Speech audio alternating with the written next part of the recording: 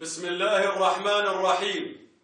بيان صادر عن قيادة لواء جعفر الطيار.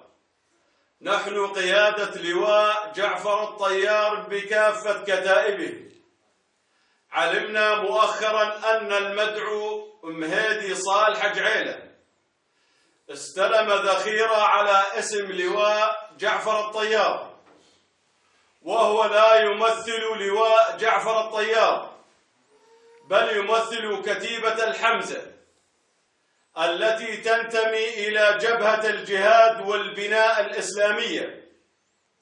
ونحن قيادة لواء جعفر الطيار نحمل المسؤولية لقيادة الأركان في المنطقة الشرقية، ونعلمكم عدم استلام أي ذخيرة التي وصلت إلى دير الزور. 2.